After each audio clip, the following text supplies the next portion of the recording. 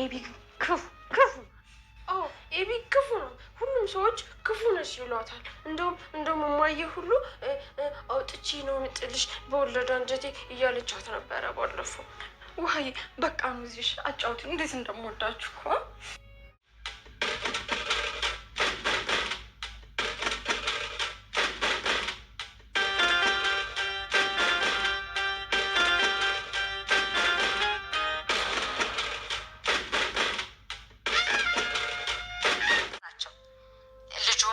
እሷን በጤና ናቸው ፈጣሪ በጣም ደስ ይላል በጣም ደስ ብሎኛል ማይ አውናታንዬ ደስታው ደስታ እንዳይመስልህ ሰላምዬ በጣም ደስ ብሏታል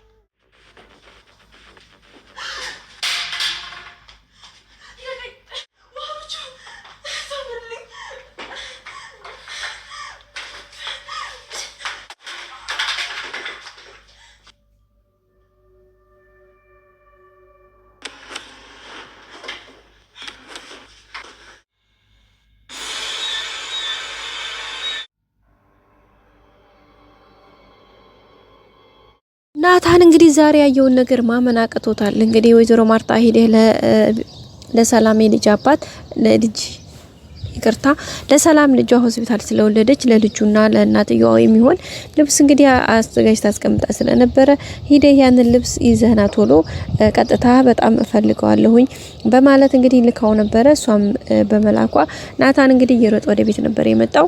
ሰላምዬ ምን የመሰለ የወርቅ ፍልቃቂ መሰለ ልጅ ወንድ ልጅ ከነቃጭሉ ድብ አድርገዋለች። በጣም ደስ ብሎናል። እሷም በጣም ደስ ብሏታል። ስለዚህኛ ሁላችንም እዚህ ነን። አንተ ሂድና ልብሱን አምጣ ብላ ወይዘሮ ማርታ ልካው ነበረ። እሱም እንግዲህ እሺ በማለት ቀጥታ ተነስቶ ነበር ወደ ቤት የመጣው። ቤትም ሲመጣ እንግዲህ ቀጥታ ገና ከቤት ግቢ ገብቶ ወደ ፎቅ አንድ እርምጃ ሲራመድ የሆነ ድምጽ ሰማ፣ ወደ ኩሽና ማለት ነው። እሱንም እንግዲህ የሰማውን ድምጽ ማመጣከቶት ወደ ኋላ ተመልሶ ቀጥታ ወደ እቃው ጋር ነበር የሄደው። ወደ እቃው ጋር ለመሄድ ሲል እንደገና ድምጹ ሲረብሸው ቀጥታ ተነስቶ ወደ ፊት ለፊት መጣ ማለት ቤተሰቦቻችን። እንግዲህ ከዛ ከመጣ በኋላ ቤት ሲመጣ በጣም ነው የደነገጠው። ያየውን ነገር ማመን ያቃተው ምን እንደተፈጠረ ምን እየተፈጠረ እንዳለ ምን እየሆነ እንዳለ እንዴት እየሆነ እንዳለ በጣም ግራ እስከሚገባው ድረስ ነው ቤተሰቦቻችን በጣም የደነገጠው። በመጨረሻም እንግዲህ ሲሄድ በቃ ልጁ ፌንት በልቶ ወድቆ ደምቶ ባፉ ምናምን ደመቶትኝ ምናምን በጣም ከባዱ ተጎድቷል። በዛም እንግዲህ በጣም ነው የደነገጠው። ሲጀመር መጎዳት ብቻ ሳይሆን ልጁ በጣም ከባድ አደጋ ውስጥ ነው የሚገኘው። አሁን እንግዲህ ቀጥታ መደወል ያለበት ለአምቡላንስና ለነደረጀ ነው የሚደወለው። ስለዚህ ነደረጀ ደግሞ ያሉት ሆስፒታል ነው። እንግዲህ ሰላምን እዛ እየተንከባከቡ ባለበት ሰዓት ላይ ነው ይሄ ነገር የተፈጠረው። እንግዲህ በጣም ነው የደነገጡት። ሆነ ለመናገር እንደዛ አይነት ነገር ጭራሽ ምንም ያላሰቡት ነገር ነው የሆነባቸው። በዛም እንግዲህ ናታን በተለይ በጣም ነው የደነገጠው። እንግዲህ እጁን በራሱ ጭኖ እጁን ባፉ ጭኖ በቃ አብጌልን ሲመለከታት ነበረ። ምንድነው እየሆነ ያለው ምን ተፈጥሮ ነው ሲላት በቃ እሷም እንግዲህ ያው እንደምታውቁት ታውቃላችሁ ነገሩ የሹን ማካበድ ስራዋ ነውና እንግዲህ እሱ ነገር ያው ልትል የምትችለው ነገር ምንድነው ያው ሊደፍሩ ነበረ ምናምን ነው የሚጥለው። የሚገርመው ነገር አርጁ በወዳኛው በኩል እየፈለገ ነው ገና ማለት ነው። ይሄኛው በዚህ ፈጥኖ ሲመጣ ስላገኛት ነው እንግዲህ እሷን ቶሎ ያዛት። በዛም እንግዲህ በጣም ከባድ አደጋ ውስጥ ነው ያሉት ማለት ነው ቤተሰቦቻችን። አንደኛ ልጁ ያው እንደማይሞት ተስፋ እናደርጋለን። ቀጥታ ደግሞ ቶሎ ወደ ሕክምና መሄድ አለበት። ምክንያቱም በጣም ስለተጎዳ ሕክምና ማግኘት አለበት። ቶሎ ይሄን ሕክምና ማግኘት የማይችል ከሆነ የከፋ አደጋ ሊደርስበት ስለሚችል ማለት ነው ቤተሰቦቻችን። ስለዚህ ይሄን ሕክምና ግዴታ ማግኘት አለበት።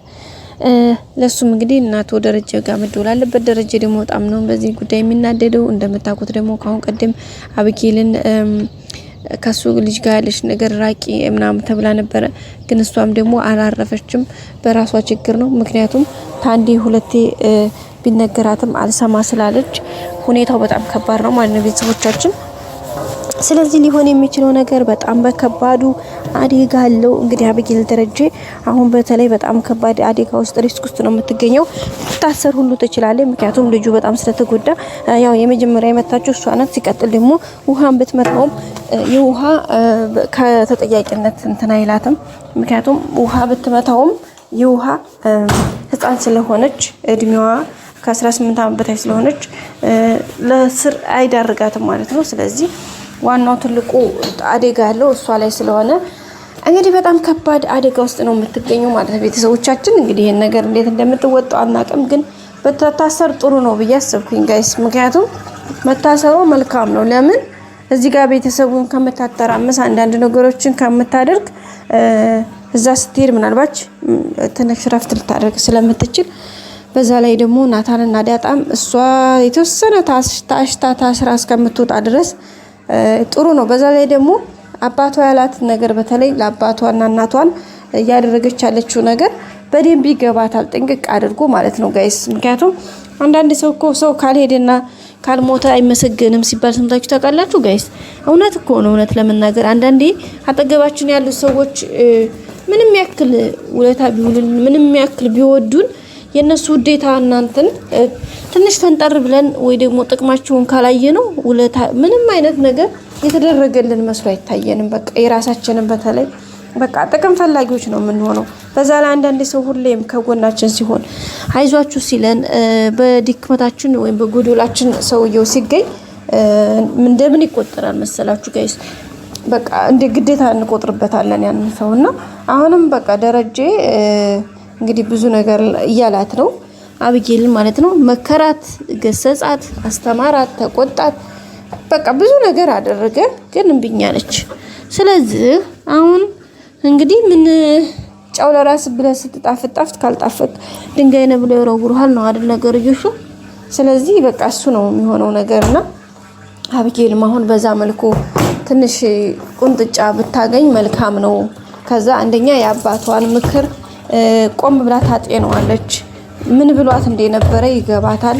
ሁለተኛ ከሰዎች ጋር እንዴት መኖር እንዳለባት ይገባታል። እንግዲህ አርጁን አወድሃለሁ ምናምን ያለች በጠቀም ያደርጋ በሚገርም ሁኔታ እንግዲህ እሱን እንደፈለገች እያዘዘችው የምፈልገውን ነገር ያመጣላታል እና በቃ በዛም ጥሩ እንትን እየሄደች ነው። ለሷ በቃ ለጥቅሟ ማለት ነው።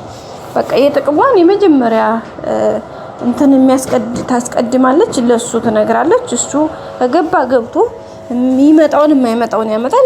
የሚገርመው መስተፋቅር ሳይቀር ነው እንግዲህ መስተፋቅር ማሰራት ፈልጋለሁኝ አንጣልኝ ስትለው ኦኬ ብሎ እንግዲህ መስተፋቅሩን ያሰርቶ ነው ያመጣላት።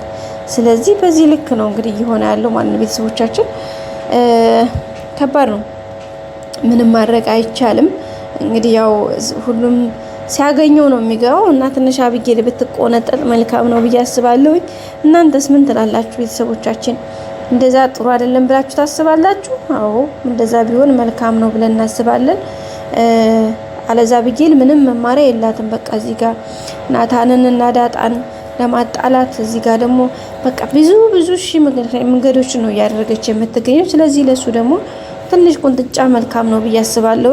እና ውድ ቤተሰቦቻችን የዛሬው ቪዲዮ በዚህ መስል ነበር። ቀጣይ አዲስ ነገር እስከምንገናኝ መልካም ቆዩ፣ በያላችሁበት ደህና ቆዩልን። ባይ ባይ። ላይክ አይረሳ፣ ሰብስክራይብ ሁሌም ከጎን የሆኑ አስተያየታችሁን አስቀምጡልኝ።